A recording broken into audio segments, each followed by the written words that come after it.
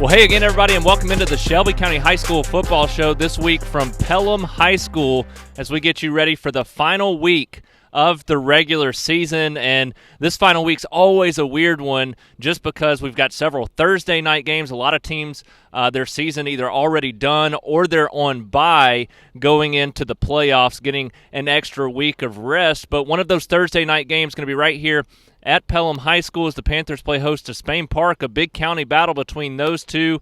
It's the end of the season for the Jaguars as the Panthers actually now prepare to host a playoff game in the opening round the week after this. They gained home field advantage last week after the chaos that ensued in Class 6A Region 3, so we'll talk a little bit about that. We've got several games to break down this week, including a few on Thursday night and not as busy of a Friday night this week. So the final week of the regular season upon us, but we've got several things to touch on beyond the games taking place this week. We've got some coaching news.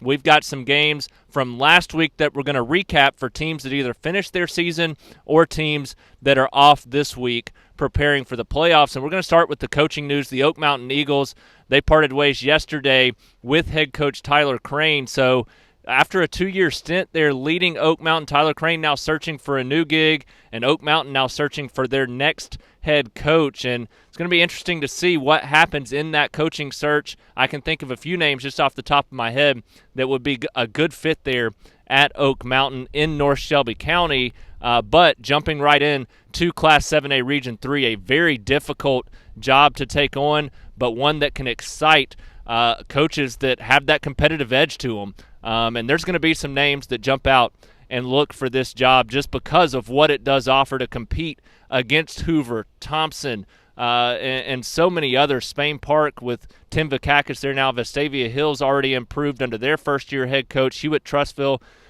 just one of the best regions in all of high school football across this country. So the opportunity to lead a program and be a part of that region definitely will be appealing to a lot of coaching names out there across this state and maybe even beyond. So expect Oak Mountain to get a good fit in there. But only 2 years for Tyler Crane. Led them to the playoffs, the quarterfinals the year before. This year was a little bit more of a struggle as they lose their all-athlete. Evan Smith did just about everything he could for this team for 4 years.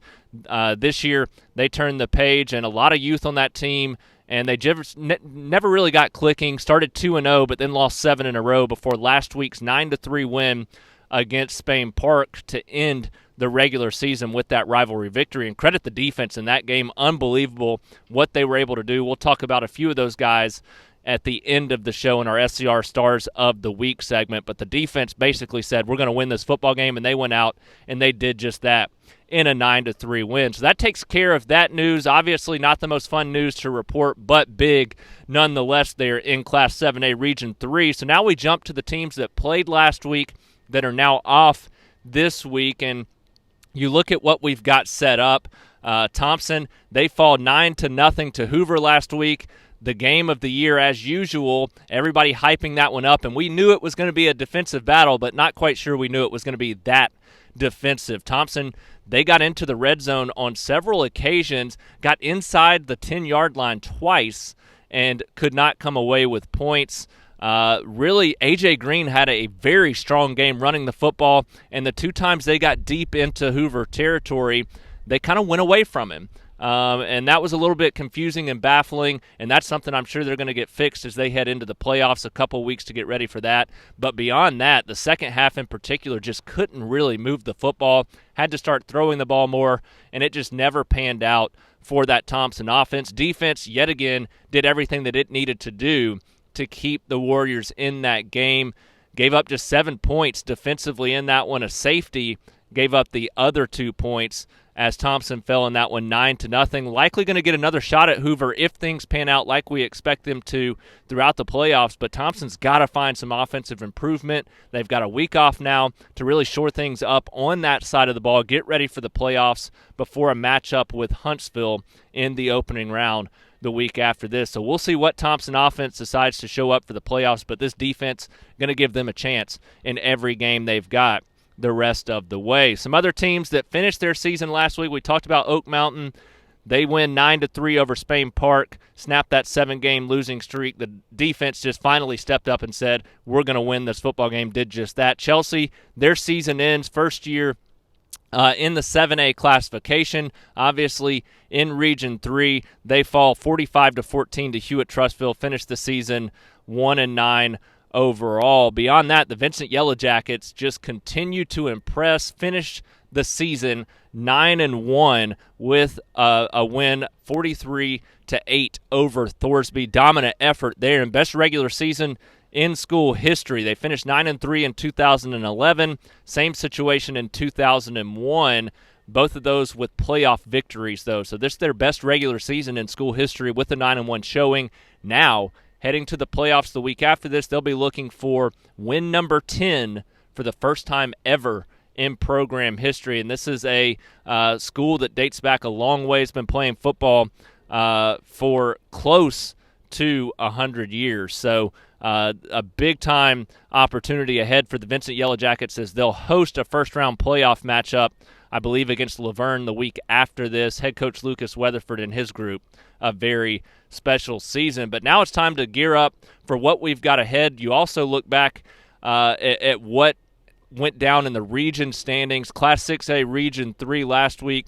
Pelham and Calera, they both get into the playoffs. Not only that, Pelham gets home field advantage, and that's because of Helena's loss to Benjamin Russell last week. Helena going to get Vestavia Hills this week, so we'll talk a little bit more about the Huskies in the show. But a loss to Benjamin Russell for them, that gives, with Pelham's win against Chilton County, gives them the 2 seed in Class 6A Region 3. As for Calera, they had everything go right that they needed to, and even in a tight 24-20 loss, non-region loss to Gadsden City, they get the 4 seed in Class 6A Region 3. So the Panthers and the Eagles will join Homewood and Benjamin Russell, the 1 and 3 seed respectively, out of that region in the playoffs. So crazy how that went from the start of the night last Friday night to the end of the night, and how things shifted to align that playoff seeding there for those 4 teams. So it was a chaotic night in Class 6A Region 3 last week. Now we've got a really weird week with several Thursday night games this week. Obviously the week before the playoffs. So we're going to jump in. We're going to talk about all of our games. We're going to go a little bit rapid fire. This is about the only window I've had this week to shoot this video. We've got some weather this afternoon coming in, so I want to make sure that we get through everything and can get you prepared for this final week of the regular season. We're going to jump in. We're going to start with that game of the week right here at Pelham High School. Coming into this matchup, Spain Park going to be one of 5 teams this week looking to finish the season with a victory going into the offseason. Beyond that, Helena, Briarwood, Shelby County, and Montevallo all going to be looking to finish with victories in their final game of the season. And you look at this matchup between Pelham and Spain Park, it's going to be a weird week for Pelham. Head coach Mike Vickery and I just talking about it a few minutes ago, but it's homecoming week. They've got a Thursday night game. We've got weather rolling in this afternoon, so they had to shift practice to this morning.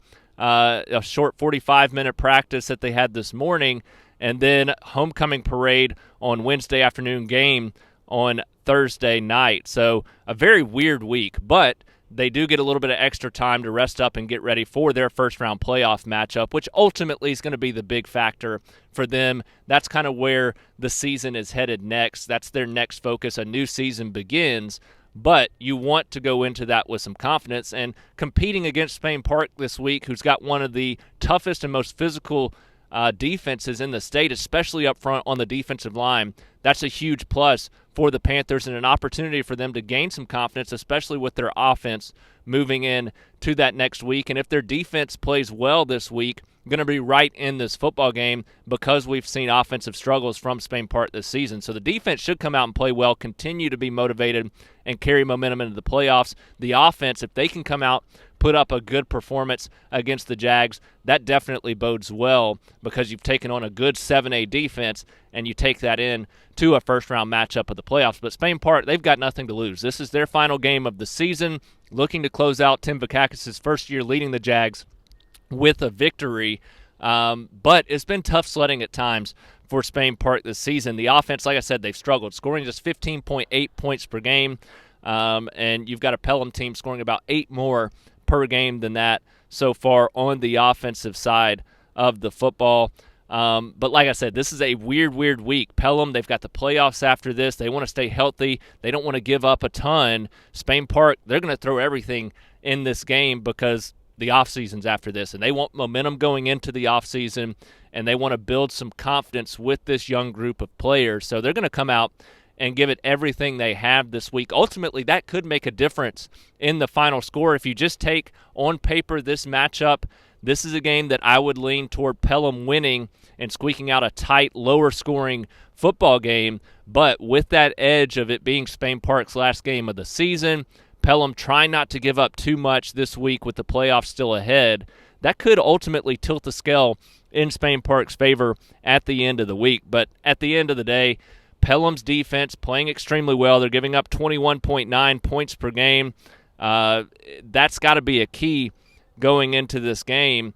And you look at the offensive side, they've done what they've needed to do. Clayton Main's coming off another monster performance in that 28-7 win against Chilton County last week. Spain Park coming off a tough 9-3 loss to Oak Mountain a week ago, a game in where the offense just continued to fall flat. Defense did what it needed to do, and that's going to have to be the key for the Jags again this week. But this is an offense in Pelham that's grown tremendously throughout the season. I think that's an ultimate key in this game. I think that'll make the difference at the end of the night. If Pelham's defense is ready to roll, take advantage of an offense that struggled throughout this season, that could be a big factor in helping this offense gain some momentum, be patient, and make some big-time plays. But ultimately, I think these two teams very evenly matched because of what they're going to put out there defensively. I think we're going to see a tightly contested game.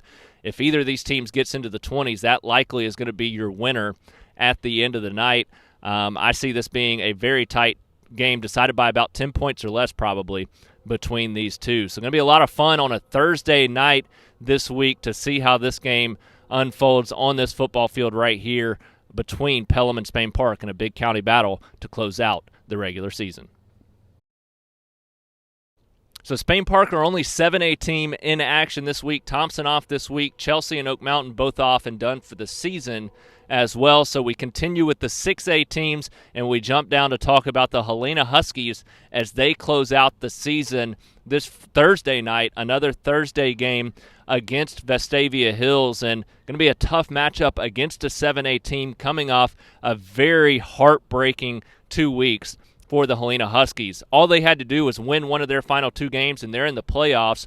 But ultimately, that 4-overtime loss to Calera the week before by 1 point, 52-51, where their 2-point conversion attempt was batted down, that's going to make the difference in them missing the playoffs and Calera getting into the playoffs. Also, so does their loss last week against Benjamin Russell, but that one not even close as they fall 47-14. Just nothing could go their way in that game. Turnovers, just mistakes, and you could just see the dejection as that game started to get out of reach, and they lost confidence throughout that one. But now a chance to bounce back in a big way this week and show that this is a team that can fight after facing that kind of adversity. You don't have the playoffs in front of you, so this is the end of the line for you. This is your season for these seniors to go out with a big win against a very good Vestavia team. But beyond that, to build confidence for a lot of young guys, you're going to have some talent back on this team next year. There was a lot of young faces on the defensive side.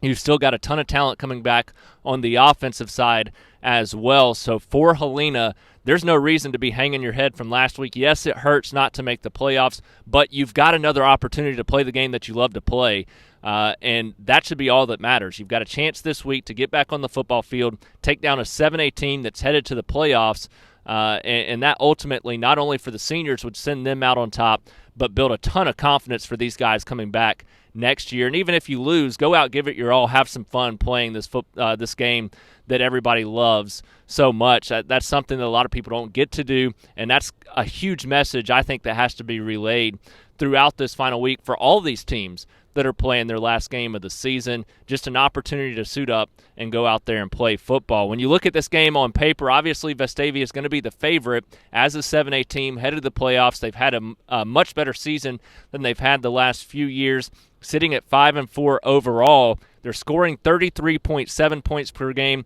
giving up 19 30.9 points per game. Helena, they're now 6-3 overall in the 6A classification. They're scoring about 30.7 points per game, giving up 25.8. The big concern going into this matchup, the last 2 weeks, Helena has given up 52 and 47 against Calera and Benjamin Russell. You got to play better than that on defense this week against Vestavia Hills to have a chance to win this football game. And there were a lot of mistakes that led to those points being scored. The offense also not doing well at different times, but they've also played well at times. So limit the mistakes, come out with a good game plan on the offensive side of the football, do what you do best, which is run the ball heavily and try to wear down your opponent, but your defense has to go out there and hold the line as well. That's the side of the ball that's going to be key going into this matchup if they want a chance to win. They want to make this a lower-scoring game between these two football teams, but the concern there, like I said, the defense is giving up too much the last couple of weeks. Normally a pretty fundamentally sound defense as well, but with everything that's happened the last couple of weeks, it's a big turn of events to be able to shift all of that out of the way and pick up a win this week. We'll see if they're able to do that, if they can shift that focus, if the defense shows up, and if the offense does what it does best this Friday night. Ultimately, I think it could be an entertaining football game. Helena at home in this matchup. Vestavia, like it's going to become a theme on this show, Vestavia headed to the playoffs the week after this, just like Pelham. Don't want to get any injuries, don't want to show too much of what they're going to do, so you may get a more conservative Vestavia team. Helena's got to be ready to come out hungry, motivated, and determined to pick up this win. If they do that, going to have a chance to pull off the upset to end the regular season.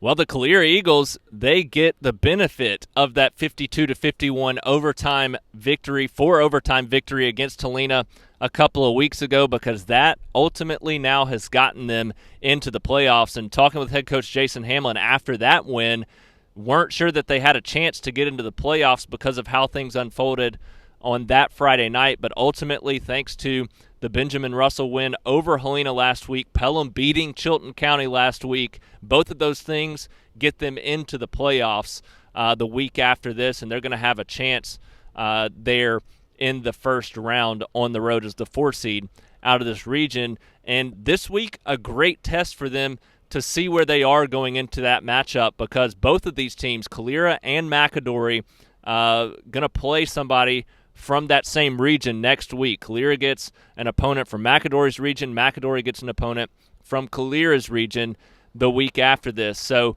big opportunities ahead for both of these teams this week to kind of prep for what they're going to see the week after this. And sure, you want to end the season with a win, take confidence into the first round of the playoffs. But if I'm a coach looking at this matchup, and I'm not saying this is what anybody's doing this week, but it's a game that really ultimately doesn't mean anything at the end of the night when it comes to standings, when it comes to getting into the playoffs. It ultimately is all about confidence at this point. So why not go out, have kind of a decent game plan ready for the week after this, work on some things that you know you're going to need to do well to be able to pull off an upset of a 1 seed out of the opposing region. That's where you look at the fun, because for Calera, they're going to get a very difficult test the week after this against Hillcrest Tuscaloosa, a top 5 team in the 6A classification. And McAdory not going to be much easier as they get Homewood the week after this. So you're looking at taking down 2 of the best teams in the state in the first round if you want to advance. So this week, got to be able to pull off some confidence and get ready for what's ahead. And when you look at the way these two teams have played so far, McAdory, a team that's scoring 30.8 points per game, giving up 17.2. Calera scoring 24.3 points per game, giving up 26.6 on that side of the ball. But I will say, this is a Calera offense that's grown tremendously throughout this season. They are much better now than when they started the year. Preston Stokes has started to get that confidence back. Braylon Farrington playing well at the receiver position and seems to return a kick every week of the season. And then beyond that, Amari Brundage and Daniel Brown both playing well, running the football, and the offensive line drastically better than what it was to start the season. Still needs to improve a little bit up front for what they want to do on the offensive side. But playing well there. The defense loaded with talent. Depth, still a little bit of a concern on that side of the ball, but they've got that starting talent that is very successful. A lot of stars on that side of the ball. They can play with anybody in the state. The problem is they've played 7 overtimes in the last few weeks, and then a very physical test last week in a 24-20 loss to Gadsden City, taking on a very physical and tough McAdory team now this week. So how that unfolds, how that shapes up throughout this matchup is going to be interesting to watch. But I think we're going to see a very good football game between these two teams, both looking to kind of set the tone going into their playoff matchup a week later. But like I said, don't want to give too much away and don't want to lose any of your star players going into the playoffs. It's almost going to be about just making sure you get through this one healthy and then work on what you need to work on to be ready for that first-round playoff matchup. Going to be a difficult test this week and both a difficult test the next week, so a great opportunity ahead this Friday night for both Calera and McAdory. It'll be a similar situation for the Briarwood Lions this week, not making it to the playoffs this season for the first time in 29 years. They've got a matchup with Fairhope, a 7A team that is headed to the playoffs and is playing some pretty good football this season as well. The Lions, they're coming off a 34-10 loss to Homewood last week. Christopher Vizina missing much of that game. So now it's about shifting that focus forward to this week, taking on a very good 7A Fairhope team that's sitting at 7-2 on the season. But this is a Briarwood team, 3-6 overall this year. They've got 4 losses by 10 points or less. This could be a very different season for the Lions had those games gone a different direction. So we'll see if they're able to shift that this week, kind of bounce back from the heartbreak and the difficulties that they've had the last several weeks.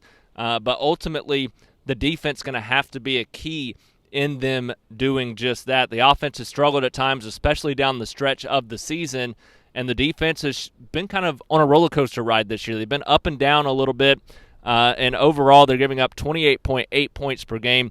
Fairhope giving up 27.1 points per game on the defensive side. You look at the offensive side, Fairhope's had some success over there offensively, scoring about 35.5 points per game, whereas Briarwood's scoring 13 points less per game than Fairhope on that side of the ball. So when you look at that, the Briarwood offense just having some struggles here late in the season. They do have some playmakers. They're going to give it their all in this game. That's a dangerous thing for the talent that they have on that Briarwood football team. On both sides of the ball. The defense still growing, got some young players there that are stepping into roles. The offense has talent, so you put all that together with nothing to lose going into this matchup. They're going to lay it all on the line, whereas Fairhope's going to have a difficult opening round matchup going into the playoffs. This is a team in Fairhope that started the season 5-0, but it's gone 2-2 in the last 4 games. So we'll see what they're able to do, if they're able to kind of gain some of that early season momentum back, or if Briarwood's able to finish the season with some momentum leading into the offseason for what's going to be an interesting squad next year with the loss of Christopher Vizina and a couple other playmakers. What's this Briarwood team going to look like next year? Well, great chance for them to showcase that in a big matchup against Fairhope on Friday, gain some momentum going into the offseason. We've got 2 more Thursday night games to talk about. Shelby County and Montevallo both ending their season this Thursday night. We're going to start with the Shelby County Wildcats and their matchup against Woodlawn on Thursday, a home game to end the season for the Wildcats. And normally Woodlawn, a team that you kind of chalk up a win against, but this is a team in the Colonels that are improved drastically this season. You look at what they've been able to do, sitting at 5-4 overall, coming off a 22-18 win against Minor last week. They've also got wins of 27-21 against Mortimer Jordan, 18-15 against Bessemer City, and 22-7 against Central Tuscaloosa. If you notice a theme in that, it's that the defense gave up 21 or less in each of those games, and Shelby County's offense has been struggling the majority of this season. This is a Shelby County offense that's scored 23 or less in every game and 14 or less in 5 straight, now averaging 11.4 points per game on that side of the ball. The good news is Woodlawn's offense also struggling, scoring 15.7 points per game on the offensive side of the ball this season. As for the two defenses, both playing extremely well. We saw that with Woodlawn's numbers, but you look at Shelby County's numbers, giving up 26.1 points per game, and you think about how long they've been on the field, how much they're having to play each game, and some guys playing both ways. That's an impressive number to be giving up just 26.1 points per game. Woodlawn, they're giving up 22.8 points per game. So you break that down, Woodlawn, now a 6A team, looks to be about 4 points better on both sides of the ball, also with the classification advantage. Ultimately, Shelby County's offense is going to have to come out and make plays against a talented defense, and their defense also going to have to play extremely well. I do think this is going to be a defensive battle, as we've seen most of the year for both of these teams. Their defense is playing well. I think that continues to be the highlight this week, and then whichever offense comes out in the second half and makes some plays or starts fast in this game and can build up a little bit of a lead, that's going to make the difference, because these two defenses, once that happens, one of those defenses is going to settle in, protect that lead, and that makes the difference at the end of the night. Well, the Montevallo Bulldogs, they gave it a fight last week against American Christian, the region leaders, and Montevallo came out, played another incredible defensive football game against a very talented American Christian team. The Bulldogs ultimately fall 24-7. Had they won that game and pulled off the upset, they would have gotten into the playoffs, but they're going to miss out this season because of some struggles on the offensive side of the ball. That's been a pretty consistent theme for Montevallo throughout the season. What they've done defensively this year and last year to improve on that side of the ball the last 2-3 years from where they were 4, 5, 6 years ago has been remarkable to see. Now it's just about getting the offense to match what they're doing defensively. If they can get both sides of the ball working like that moving forward, this is going to be a dangerous team over the next several years once they get that offense where they want it to be. And this week, going to be an example of just that. Taking on Tarrant, the Bulldogs going to have a chance for one of their best performances of the season, in my opinion. Tarrant, a 3A team, so Montevallo's got a classification advantage, and Tarrant sitting at 2-7 overall this season, scoring just 11.3 points per game, going up against a Montevallo defense that's giving up 18.8 on the defensive side. And similar to Shelby County, who we just talked about, Montevallo's defense got a lot of players playing on both sides of the ball, and that defense has been on the field a heck of a lot throughout this season. So to have a number where you're giving up less than 20 points per game is a remarkable stat when you actually break it down and look at that. So Montevallo's defense playing well, Tarrant's offense, a 3A offense, struggling in that classification. Expect Montevallo to come out, have a chance to put up a shutout this week. And then you look at the other side. Yes, Montevallo is scoring just 16.4 points per game. They've struggled offensively, but this is a Tarrant defense that's giving up about 35 points per game.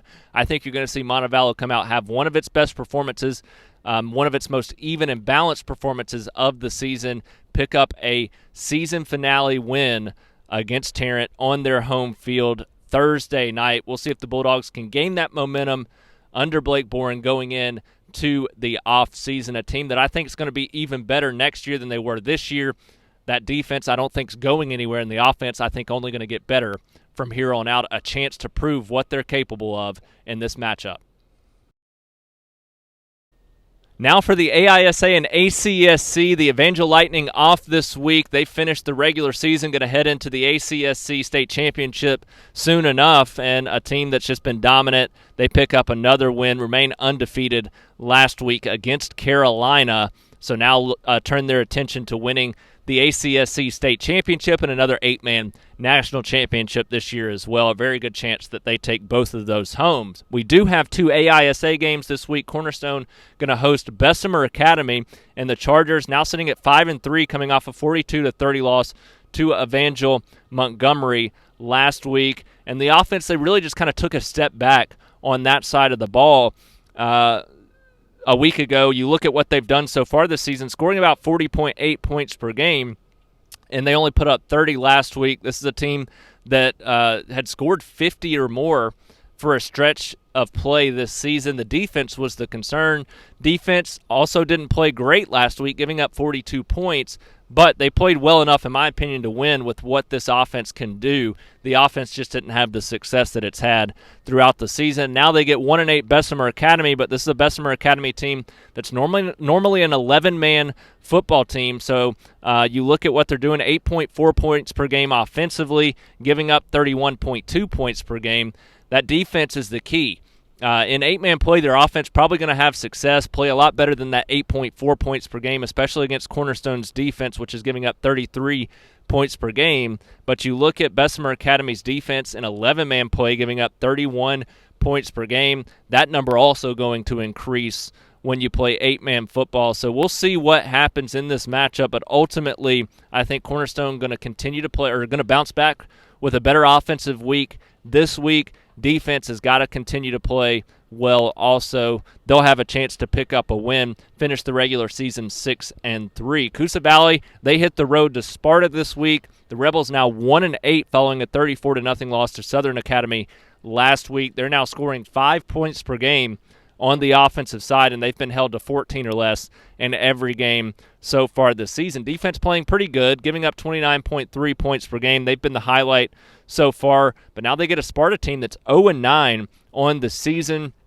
That said, Sparta has scored 15.8 points per game, and they've posted 28 or more in 3 different games so far this season. So they've shown some more promise on that side of the ball than Coosa Valley has throughout the season, but their defense giving up 43.6 points per game. Coosa Valley's going to have their best offensive performance of the season this week, and that's key. I think their defense is good enough to make a difference, keep them in this game, and then the offense going to have their best showing of the year. If they can match those two sides of the ball together, Coosa Valley going to have a chance to finish the season with their second win, taking on Sparta on the road this Friday night.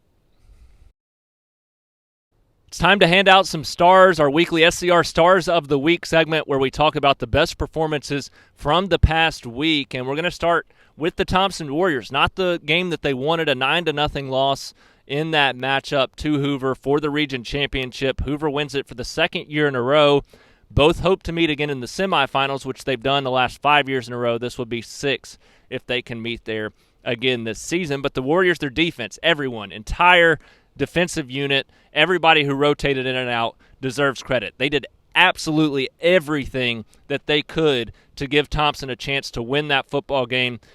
Ultimately, the offense just couldn't make the plays that it needed to and missed out on opportunities inside Hoover territory on several different occasions in that 9-0 loss. So the defense only gave up 7 points, just continues to be outstanding there on that side of the ball. A.J. Green, though, for the offense, did play particularly well. 21 carries, 119 yards. Once they got into Hoover territory, though, especially into the red zone and inside the 10-yard line, they went away from him on a couple of different occasions that kind of baffled me a little bit there at one point during that game. But I ultimately think he's going to be a factor and a difference maker in the playoffs.